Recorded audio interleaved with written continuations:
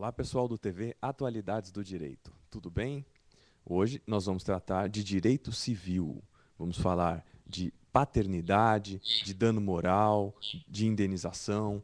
Para comentar a respeito de uma notícia, nós estamos recebendo aqui hoje, com muita honra, a professora Regina Beatriz Tavares da Silva. Tudo bem, professora Regina? Tudo bem, e você, professor Ivan? Tudo bem, sempre um prazer tê-la aqui conosco. Professora, a notícia da 10ª Câmara Civil do Tribunal de Justiça do Rio de Janeiro, ela nos traz a seguinte situação. Houve uma condenação à indenização por danos morais a uma mulher que, em tese, enganou o marido, afirmando que ele era o pai de seu filho e, na verdade, isso ficou posteriormente constatado que era inverídico após uma perícia, um exame de DNA. Primeiro, a senhora entende que cabe dano moral nessa situação? Sem dúvida, professor Ivan, cabe a indenização pela reparação dos danos causados a este homem. A regra geral da responsabilidade civil, que está prevista na parte geral do Código Civil, no artigo 186, diz expressamente que aquele que, por ação ou omissão, viola direito e causa dano a outra pessoa, fica obrigado a repará-lo. Essa regra geral, ela está disposta, repito, na parte geral de um código que tem vários livros, e dentre esses livros está o livro do direito de família.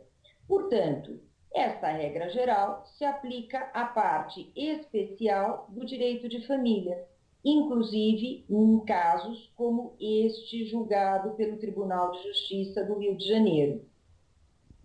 Professora Regina Beatriz, no caso, para que se caracterize esse dano moral, é necessário que exista má-fé por parte da mulher? Ótima pergunta, professor Ivan. Essa reparabilidade dos danos causados em situações como esta, em que a mulher engana o homem, atribuindo a ele filho que não é dele, é uma situação em que deve haver toda a aplicação dos princípios da responsabilidade subjetiva.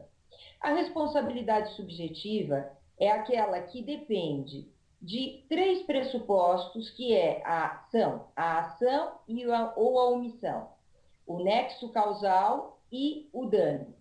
E, além desses três pressupostos, a culpa, ou seja, a negligência, a imprudência ou mesmo o dolo. Então, professor, não é necessário que a atitude seja dolosa, que haja efetivamente má fé.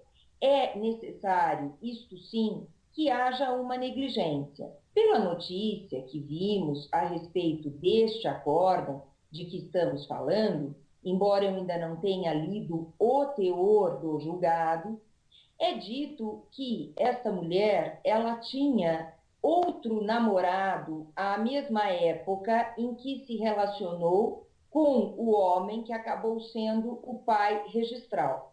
Portanto, ela foi minimamente negligente, né, ou imprudente ao atribuir a paternidade sem fazer um exame de DNA àquele que registrou o seu filho.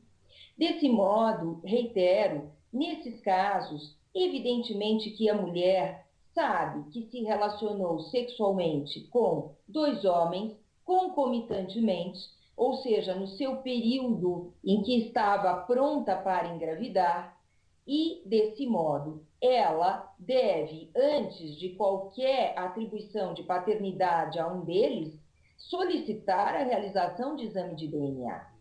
Os danos causados por uma situação dessas são muitos, e eu acredito até que o professor Ivan vá me perguntar a seguir sobre isso. pretendia realmente perguntar a respeito das consequências, né, professora, desse registro precipitado e também a respeito da irrepetibilidade dos alimentos no caso do menor. Como ficaria essa situação?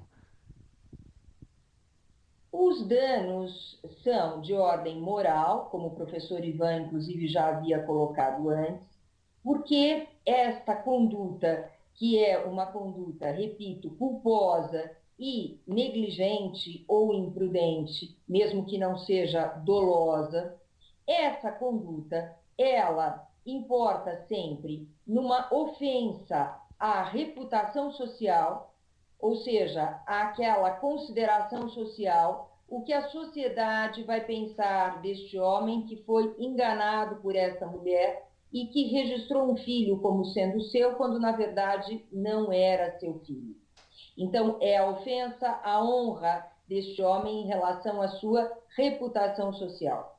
E também à sua honra no sentido subjetivo, ou seja, da autoestima, da consideração própria. Este homem pensou, segundo a notícia, inclusive por cerca de 3 anos, que este filho era seu. Então, ele sofre, ele tem um sofrimento que é exatamente este dano moral, oriundo da ofensa à sua honra, tanto no sentido da sua autoestima, como no sentido da reputação social perante a sociedade. E, conforme o professor bem colocou agora, a parte referente aos danos materiais. Afinal, este homem sustentou, ou pelo menos pagou pensão alimentícia para esta mulher, achando que o filho era seu, para que esta mulher pudesse destinar estas verbas à criança. Pois bem, isto é dano material. Então, quando este homem paga indevidamente esta pensão, trata-se efetivamente de um pagamento indevido. E aí surge a questão referente à irrepetibilidade dos alimentos. Há um princípio, uma regra no nosso ordenamento, segundo o qual toda vez que existe pagamento de pensão alimentícia, não há como repetir, não há como pedir de volta, pedir a devolução desta pensão. Só que este princípio, ele não pode ser levado com este rigor, ele não é absoluto. Casos há em que efetivamente cabe a reparação de danos, vencido, portanto, o princípio da irrepetibilidade, para a devolução da pensão que foi indevidamente paga. Inclusive, professor Ivan, em relação a este caso, a questão me parece cristalina nesse sentido. E existe mais um fundamento jurídico, além do artigo 186, para este caso dos danos materiais, para esta busca da reparação dos danos materiais consistentes naquela pensão alimentícia indevidamente paga. Este fundamento, ele está no artigo 884 do Código Civil. O artigo 884 do Código Civil estabelece a vedação ao enriquecimento indevido ou ilícito. Esta mulher, ao receber pensão deste homem para sustentar o seu filho, ela enriqueceu indevidamente. Por outras palavras, ela recebeu algo que não lhe era devido e estão preenchidos os requisitos do enriquecimento sem causa no caso, que também gera o direito à reparação dos danos, ou seja, a devolução daquilo que foi indevidamente pago por aquele homem àquele filho que não era seu. Perfeito. Professora Regina Beatriz Tavares da Silva, foi um prazer tê-la aqui conosco no TV Atualidades mais uma vez. É sempre muito bom ouvir os seus ensinamentos, professora, pela propriedade da argumentação. Na verdade, é uma aula em alguns minutinhos. Muito obrigado pela sua participação. Eu que agradeço a todos e a você, professor Ivan. Estarei sempre ao dispor. Obrigado. Professores do Brasil que acompanharam o vídeo da professora Regina Beatriz Tavares da Silva e queiram participar aqui conosco, mandem um e-mail para contato@atualidadesdodireito.com.br. Participe. Tchau.